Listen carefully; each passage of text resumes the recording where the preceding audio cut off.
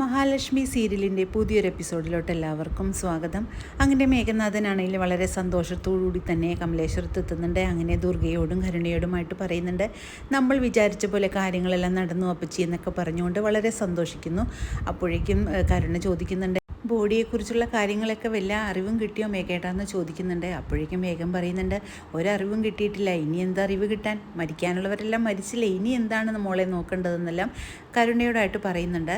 മഞ്ജുവിൻ്റെ കുഞ്ഞും പോയെന്നെല്ലാം ദുർഗയും കരുണയും കൂടെ പറയുന്നത് കേൾക്കുമ്പോൾ മേഘനാഥനാണെങ്കിൽ ഇതിൽ പരം ഒരു സന്തോഷമില്ല. ഞാനൊന്ന് അവളെ പോയി കാണട്ടെ അപ്പച്ചി എന്നൊക്കെ പറയുമ്പോഴേക്കും ദുർഗ പറയുന്നുണ്ട്, പോകണ്ട മോനെ, അവിടെ ഒരു മഹായക്ഷിയുണ്ട്, അവിടെ അവളുടെ അടുത്ത് നീ പോയി കഴിഞ്ഞാൽ പിന്നെ അതൊരു പ്രശ്നമാവും, അത് പോകണ്ട എന്നെല്ലാം പറയുന്നുണ്ട്. നമ്മുടെ ശത്രുക്കളെല്ലാം ഒന്നൊന്നായിട്ട് ഒഴിഞ്ഞു പോയിക്കൊണ്ടിരിക്കുകയാണ്, അതുകൊണ്ട് ഇനി നമുക്കൊന്നും പേടിക്കാനില്ല എന്നൊക്കെ പറയുന്നുണ്ട്. അങ്ങനെ ഉണ്ണിയോടായിട്ടും പറയുന്നുണ്ട്, ഇനി നീയാണ് ഇവിടുത്തെ അധികാരങ്ങളെല്ലാം ചെയ്യേണ്ടതെന്നെല്ലാം പറയുമ്പോഴേക്കും കരുണ പറയുന്നുണ്ട്, ഇനി എന്താണ് മേഘേട്ടാ, നമുക്ക് പേടിക്കാനൊന്നുമില്ലല്ലോ, ഇനി നമ്മുടെ കാര്യങ്ങളൊക്കെ നല്ല ഭംഗിയായിട്ട് തന്നെ നടക്കില്ലേ എന്നൊക്കെ പറയുന്നുണ്ട്. പിന്നീട് മലയ്ക്ക് പോയിട്ടുള്ള കണ്ണനും സാഗറും കൂടിയാണെങ്കിൽ മഞ്ജുവിൻ്റെ വീട്ടിലോട്ടായിട്ട് വരുന്നുണ്ട്. അങ്ങനെ കാറ് വരുന്ന ശബ്ദം കേട്ടുകൊണ്ട് മഹാലക്ഷ്മിയും മഞ്ജുവും കൂടെ പുറത്തോട്ട് വരുമ്പോഴേക്കും കണ്ണൻ വരുന്നത് കണ്ട് വളരെയേറെ സന്തോഷിക്കുന്നുണ്ട് മഹാലക്ഷ്മിയും മഞ്ജുവും.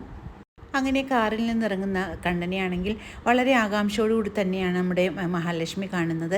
അങ്ങനെ മഹാലക്ഷ്മി ആണെങ്കിൽ കണ്ണൻ ഇറങ്ങുന്നത് കണ്ട് വളരെ അത്ഭുതത്തോടുകൂടി തന്നെ കണ്ണൻ്റെ കാലുകളിലോട്ട് നോക്കുകയാണ്.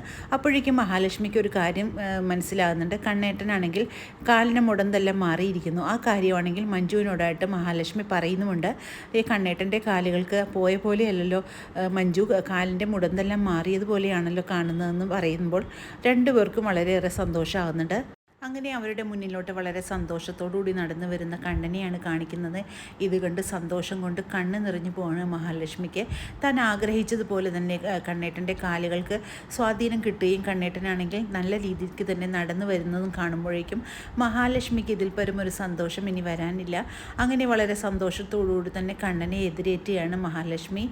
മഞ്ജുവിനാണെങ്കിൽ കണ്ണേട്ടൻ നടന്നു വരുന്നത് കണ്ട് വളരെയേറെ സന്തോഷിക്കുന്നു. കണ്ണേട്ടൻ്റെ മുടന്തെല്ലാം മാറി കണ്ണേട്ടൻ്റെ ജീവിതത്തിൽ ഇനി സന്തോഷ നിമിഷങ്ങൾ വന്നു ചേരുമല്ലോ എന്ന് ഓർത്ത് മഞ്ജു വളരെ സന്തോഷിക്കുകയാണ്. അങ്ങനെ കണ്ണനാണെങ്കിൽ അവരുടെ മുന്നിൽ വന്ന് നിൽക്കുകയും എൻ്റെ മുടന്തെല്ലാം മാറി, മല കയറിയപ്പോൾ ആ ഭഗവാൻ എനിക്ക് ദർശനം മാത്രമല്ല എൻ്റെ ബാക്കിയുള്ള മുടന്ത് കൂടെ കൊണ്ട് എടുത്തു എൻ്റെ ശരീരത്തിലെ എല്ലാ വൈകല്യങ്ങളും മാറ്റിത്തന്നു എന്നെല്ലാം കണ്ണനാണെങ്കിൽ മഹാലക്ഷ്മിയോടായിട്ട് പറയുന്നുണ്ട്. ഇത് കേട്ട് വളരെ സന്തോഷിക്കുന്ന മഹാലക്ഷ്മിയാണെങ്കിൽ കണ്ണനെ പോയി കെട്ടിപ്പിടിക്കുന്നുണ്ട്. അങ്ങനെ കണ്ണനും മഹാലക്ഷ്മിയെ കെട്ടിപ്പിടിക്കുന്ന സമയത്ത് മഹാലക്ഷ്മിക്കാണെങ്കിൽ പെട്ടെന്ന് തന്നെ ഒരു ഉൾവിളി പോലെ കണ്ണനെ കുതിറി മാറ്റിക്കൊണ്ട് മാറി നിൽക്കുകയാണ്. എന്നിട്ട് മഹാലക്ഷ്മി പറയുന്നുണ്ട് കണ്ണനോട്, കണ്ണേട്ടനൊരു സ്വാമിയാണ്, ഞാൻ അത് അറിയാതെയാണ് കണ്ണേട്ടനെ കെട്ടിപ്പിടിച്ചത്. കണ്ണേട്ടൻ്റെ ഈ മാലയെല്ലാം അഴിച്ചതിന് ശേഷമേ അങ്ങനെ ചെയ്യാൻ പാടുള്ളൂ, അത് ഞാൻ അറിയാതെയാണ് ചെയ്തത്, അത് ഈശ്വരകോപം ഉണ്ടാവും കണ്ണേട്ട, അതുകൊണ്ടാണ് ഞാൻ മാറി നിന്നതെന്നെല്ലാം പറയുമ്പോഴേക്കും കണ്ണൻ പറയുന്നുണ്ട്, അത് സാരമില്ല, നമ്മളൊന്നും ഉദ്ദേശിച്ചിട്ടല്ലല്ലോ കെട്ടിപ്പിടിച്ചത്, സന്തോഷം കൊണ്ടല്ലേ എന്നെല്ലാം കണ്ണനാണെങ്കിൽ മഹാലക്ഷ്മിയോടായിട്ട് പറയുന്നുണ്ട്. പിന്നീട് അവിടെ നടന്ന കാര്യങ്ങളെല്ലാം മഹാലക്ഷ്മി ആണെങ്കിൽ കണ്ണനോടും സാഗറിനോടുമായിട്ടെല്ലാം പറയുന്നുണ്ട്. മഞ്ജുവിൻ്റെ കുഞ്ഞിനെ ആണെങ്കിൽ അവർ കൊല്ലാൻ ശ്രമിച്ചു, മഞ്ജുവിൻ്റെ കുഞ്ഞിനെ കൊന്നെന്നുള്ള ആശ്വാസത്തിലാണ് ഇപ്പോൾ അവർ രണ്ടുപേരും. പിന്നെ നിങ്ങൾക്കൊക്കെ എന്തോ സംഭവിച്ചു എന്നുള്ള ഓർത്ത് അവർ വളരെയേറെ സന്തോഷിക്കുകയാണ്. എന്താണ് കണ്ണേട്ട അവിടെ നടന്നതെന്നെല്ലാം ചോദിക്കുന്നുണ്ട്. അങ്ങനെ കണ്ണനുമാണെങ്കിൽ അവിടെ നടന്ന കാര്യങ്ങളെല്ലാം മഹാലക്ഷ്മിയോടും മഞ്ജുവിനോടായിട്ടെല്ലാം പറയുന്നുണ്ട്. ഇതിനുള്ള തിരിച്ചടി ഉടനെ തന്നെ മാർക്കോ അവർക്ക് കൊടുത്തോളും, അതുകൊണ്ട് എല്ലാവരും സമാധാന സന്തോഷത്തോടുകൂടി തന്നെ ഇരുന്നോളൂ എന്ന് കണ്ണനും പറയുന്നുണ്ട്. പിന്നീട് മാർക്കോനെയാണ് കാണിക്കുന്നത്. മാർക്കോ ആണെങ്കിൽ മേഘനാഥന് നല്ലൊരു പണി കൊടുക്കാൻ തന്നെ തീരുമാനിക്കുകയാണ്. അങ്ങനെ മാർക്കോ ആണെങ്കിൽ ലോപ്പസിൻ്റെ ഫോണിൽ നിന്നും മേഘനാഥനെ വിളിക്കുന്നുണ്ട്. അങ്ങനെ മേഘനാഥനെ വിളിക്കുന്ന മാർക്കോ ആണെങ്കിൽ ശബ്ദം മാറ്റിക്കൊണ്ട് തന്നെ മേഘനോട് ചോദിക്കുന്നുണ്ട്, പെരുന്നാട് പോലീസ് സ്റ്റേഷനിൽ നിന്നാണ് വിളിക്കുന്നത്, കാർത്തികേയൻ എന്നൊരാളെ പരിചയമുണ്ടോ എന്നൊക്കെ ചോദിക്കുമ്പോഴേക്കും മേഘനാഥൻ ഇത് കേട്ടൊന്ന് ഞെട്ടുന്നുണ്ട്. കാർത്തികേയനോ, അങ്ങനെ ഒരാളെ എനിക്ക് പരിചയമില്ലല്ലോ സാറേ എന്ന് പറയുന്നുണ്ട്. അങ്ങനെ വളരെ സന്തോഷത്തോടുകൂടി ഇരിക്കുന്ന സമയത്ത് ഇടുത്തി വീഴുന്ന പോലെയാണ് മേഘനാഥൻ ആ ഫോൺ കോൾ വരുന്നത്.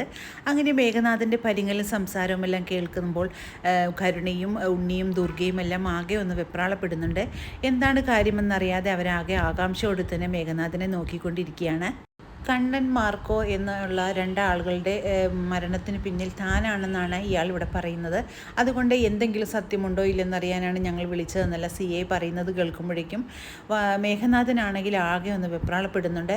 കണ്ണൻ എൻ്റെ ബന്ധുവാണെന്നും ഞാൻ അയാളെ കൊല്ലാൻ ശ്രമിക്കുമോ എന്നെല്ലാം തിരിച്ച് ചോദിക്കുകയാണ് മേഘനാഥൻ.